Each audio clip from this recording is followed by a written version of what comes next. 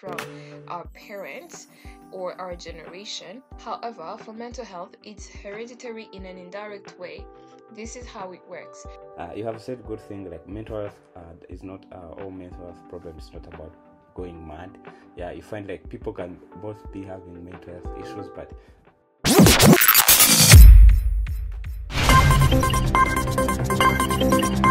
Audio Jungle.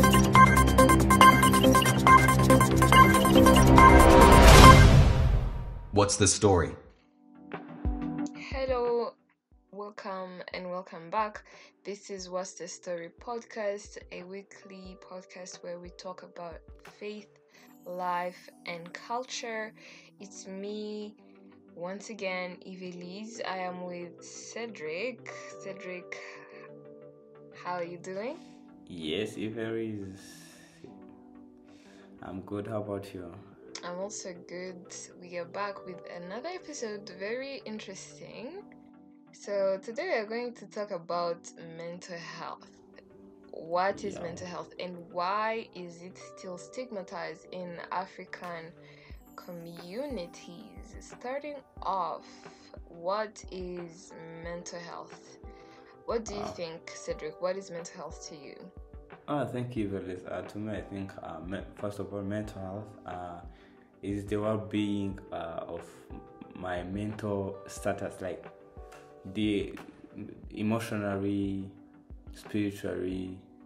Yeah, I think mostly it's about emotionally and spiritually. So like when for me, when I say like my mental health is stable, is when both spiritually and emotionally I'm feeling good. I'm feeling like my life is stable. Like another thing you have said, mental health is still stigmatized in African societies. Yeah, that's true. When you see in Africans, like mostly in our societies, you find like saying like you have a mental health issue is still a problem. But for young people, for the youth, for these days, they can understand like someone can go under depression, someone can have some mental health issues because of different problems. But for our parents, they feel like it's like things of people from rich families or maybe from people from the West. But mental health and mental health issues is real. Some people are struggling with it. Some people like when we talk about mental health, most of the things that we hear is depression. Yeah. To me, mental health is emotional well-being. Yeah. You know, especially depending on how you view life and the ability to cope with stress. So sometimes we get events happen in life and then you get stressed, but your brain is not able to cope with that, or you are unable to just like comprehend what is going on. Sometimes we are aware of that, we are aware that we feel unwell mentally, or sometimes we don't know necessarily, things like trauma. These trauma affects our life, but we don't know the cause, or we don't necessarily think about it on a daily basis. So like mental health to me is the absence of a mental disorder. Now, this does not mean like the typical, when we think about a person who has mental disorder or mental diseases, which I think it's all different, like in the technical terms and stuff, mental disorder, mental diseases, psychological issues, like it all has their names. I'm not a mental health expert, but mental health does not necessarily mean the person who's running mad on the road, the person we see who has like rocks and is throwing rocks at people. That's, well, they also have a mental health issue, but that's not the typical thing of like that's mental health. Like mental health is broad and wide, and it goes beyond than just running mad. on the streets, so that to me is mental health. And stigma, on the other hand, is, for those who don't know what stigma is to characterize as disgraceful. So when you take a topic and then you put it like, that's a disgrace, we can't talk about that, and it's not important, let's completely ignore the existence of that. So that is stigma. So when you stigmatize something, that means you think it's disgraceful or unimportant and we can't talk about that. So that's stigma to me. And yeah, you touched on one of the causes, which could be thinking that it's for the rich people, but we've had cases in our country where people in the rural areas are committing suicide, and we can't necessarily say that it's because they are rich or they have wealth and prosperity that they're committing suicide. So that beats the fact that we think mental health is only for the rich people, because it's not. We've seen cases of people in the news, at least in our country, where people commit suicide and they're not necessarily rich.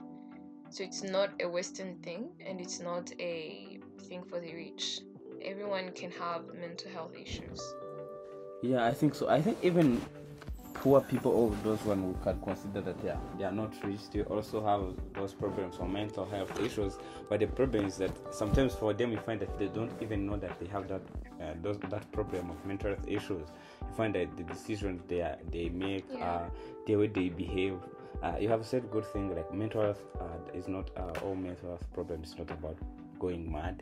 Yeah, you find like people can both be having mental health issues, but in different ways or at different stages. Like some people can be having mental health issues and they find that they don't have confidence, they are so shy because of the mental health issues they have. Some people, they can have mental health problems and they find that they forget easily, or they cry easily, they are emotionally soft or weak. Like mental health issues people can have mental health problems in different ways. Like I think one of the things that are causing mental health issues is, I think I can say that there is even social media. Yeah, social media, like what we talked about in our last episode, fear of missing out, being judged, of being out of the topic or not going with others. Yeah, that also can cause mental health problems. I think what I can say to our parents is that they have to know that mental health problems or mental health issues is real. Like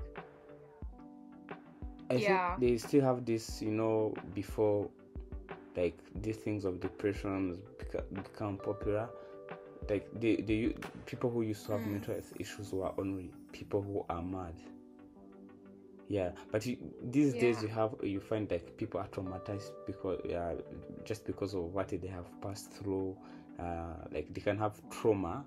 Like let me say, do you see, like when we are in a period of remembering of people who lost their lives in 1994 genocide against the Tutsi. So some people remember what happened to their families, to their loved ones, and have trauma.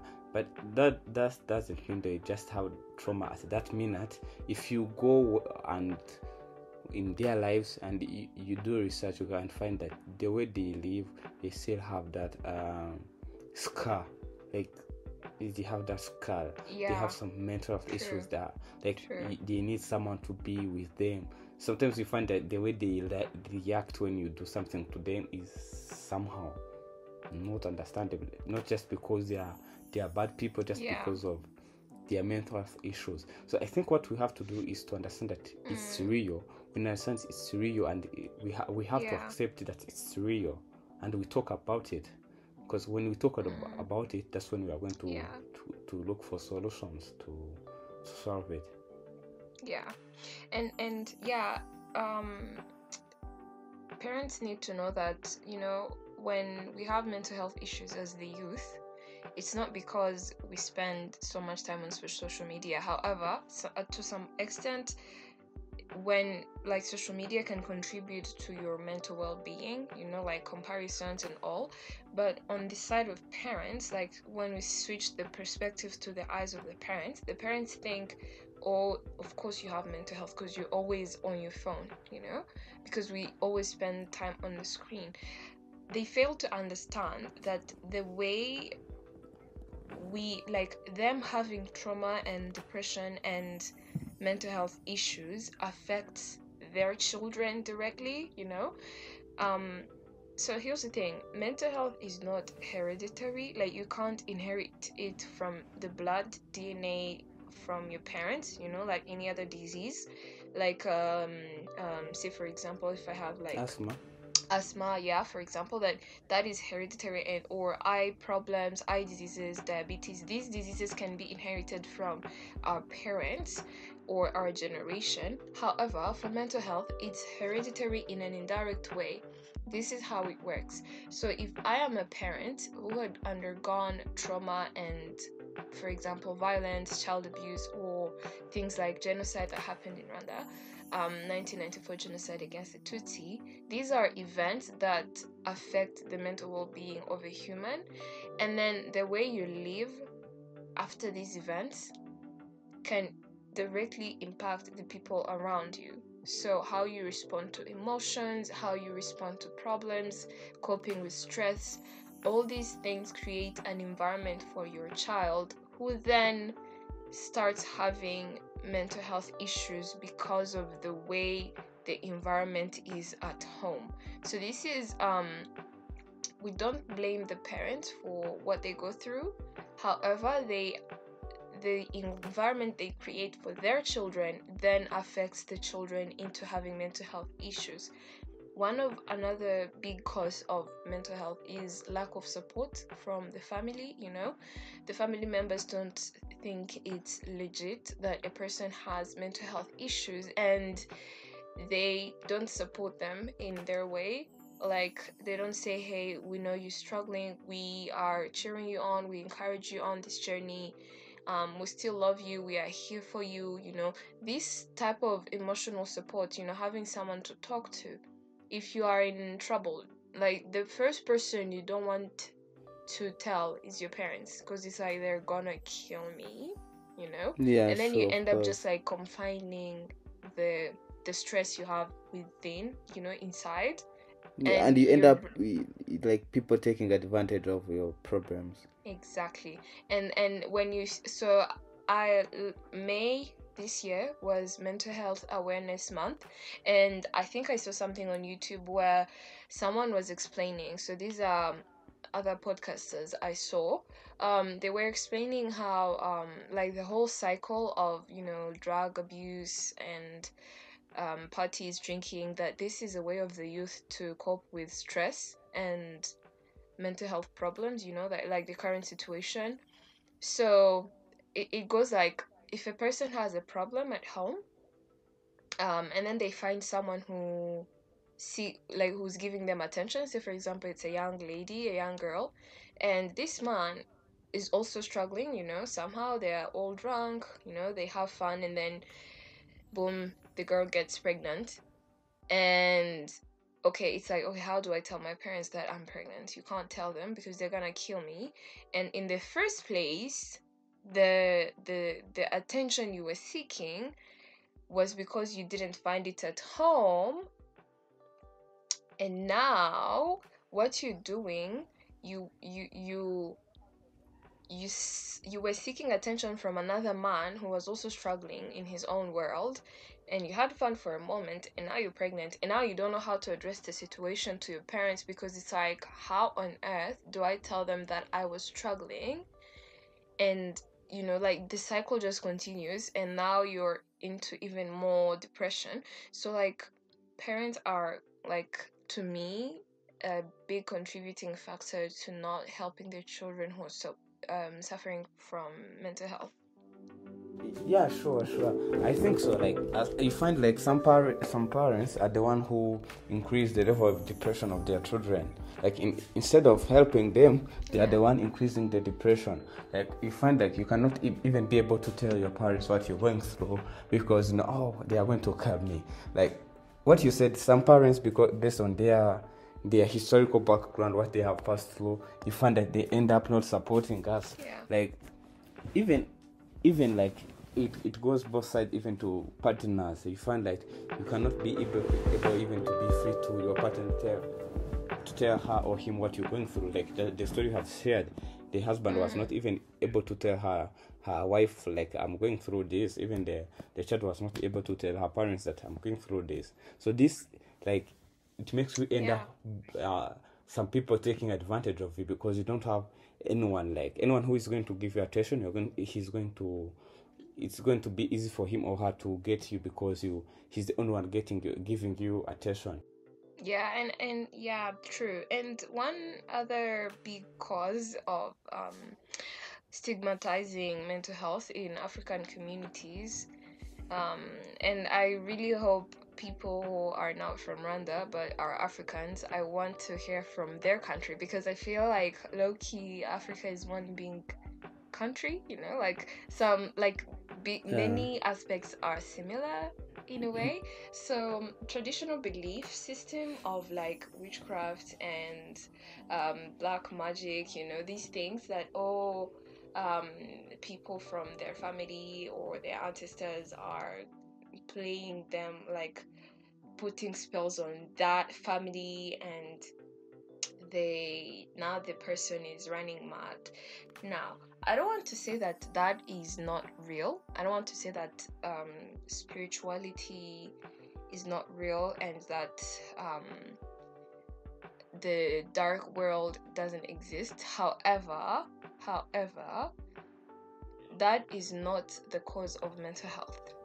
Like mental health is, even if it exists, that's not the only cause. exactly, like having someone who is not mentally well or who has a mental disorder does not mean, there's someone who's casting spells on our family, like these strong belief systems. And totally, that is where Christianity steps in. When Jesus was casting out demons, he was using his mouth and the name of God to tell these demons to go away. So that is where I want to encourage everyone to pray about these things, because prayer is a big thing and it can make these things go away, because then God wants us to speak life into these things and it can go away. Like, it's not, we don't have to live in that spirit of fear of like, the spiritual world, it's crazy and dark. Like, God is so bigger and much powerful than these things. And who are we trusting? Do we trust God, or do we think these things have power over God? Do we think these things are more powerful than God? That's like a challenge. We need to challenge our minds to know that God is above everything else, and he can just like make these things go away, and it's we don't have to live in that fear. Yeah, when we trust God, I think we can overcome about that, those mental health issues that are caused by spiritual things or evil things, magics and other different things. But you said something good, like our parents, like when we have a problem, most of the people we cannot tell is our parents. That's a very interesting topic, and I think it's same things most of all children, like to me, to everyone. So what is causing this? Well, in the first place, is it because they don't understand us? Is it I know we know our parents love us, but what's causing us not feel free when we are with them? I know, and it's a real thing, like we just don't say it, but it's very real. So in my opinion, you can't give what you don't have. So in the first place, the parent, when he was a child or she was a child, say if it's a mother, they were also not talking to their mothers, you know. So like it's a generational thing. And now in this more era, or in this generation, we're not able to have an environment where we can share with our parents what we're going through, because they also don't know how to deal with that. Like, how do you deal with a child coming to tell you that they have a mental health problem? Or how do you deal with a child coming to tell you, oh mom, I'm having this guy, he's dating me? Or like, if you're a man, you know, or a young man, how can you tell your dad, like, oh dad, I'm going through this and that with my girlfriend? You know, these are not conversations we can have with our parents, because parents themselves, they don't know how to deal with that. You know, like the relationship between the parent and the child, it's formal, because that's how the formality is what they know, and that's their parenting style. Like, that's all they know, because every parent would do better if they knew it. Like, they could give us better if they knew how. All they can offer is what they have. That's what they know how to give. So in my own opinion, like, not being able to share, not having an environment where we can share with our parents what we're going through, it's like a generational thing. Like, from the previous generations, no one was sharing with their parents like deep stuff. Everyone had to like find a way to deal with their life and, you know, move on, and only talk about the formalities, um like, oh, how much tuition fees should I pay for you, or where are you going to study for university, or, you know, just like the formal things. And that's it. You know, like, that's literally it. That's what I think. What do you think? I think things have changed in this era. Okay. Before, the reason like the parents of our parents didn't share anything with them is because if he found that children knew nothing. What they knew was taught from their parents. But in this era, children can learn different things from different places because of technology have changed things. The way children, like, you could find, like, you grow up with your parents going in farms, taking care of the cattle, coming home and doing domestic work. That's all. What children used to know was taught from their parents, but now you can find children know more things even than their parents. So even sometimes you find that their parents have knowledge about something that you're struggling with. They can help you, but they think that you can't not know. You don't know anything about that. It's not. It's still. You're still young to know that. Yet you already know more than what they think you know, just because technology have changed things. I think parents have to like, maybe to try to fit in, because technology have changed things, because they don't have to raise up the way they have been raised, because things have changed. Because as you said, parents can do anything for their children if they can. So is to try to update themselves, to know that children of these days know more things than they used. Like, you can find children of 14 years, 12 years, like, knows everything you even don't know when you're in your 30s.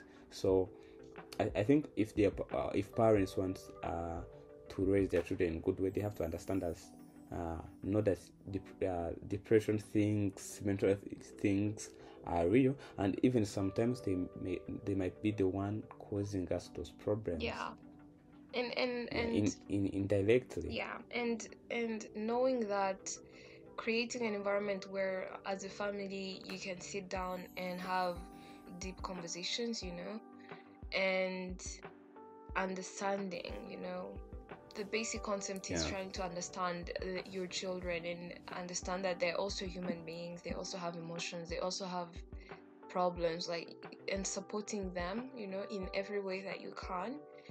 And as a youth, or a young person, or a child, if you're not able to speak to your parents openly, then you can aspire to be a better parent, you know, like, deal with it how you can. Like, what you have now is, like, it is what it is. Like, if your parents are, you can't change your parents, you know, but you can aspire to be a better parent. Like there's and just like find a way to like create boundaries if you like have a family situation that can affect you directly, you know, like find a way to cope with emotion and stress and deal with life and the way you see life, and you know, hopefully when you become a parent, create an environment where your children can share with you life, you know.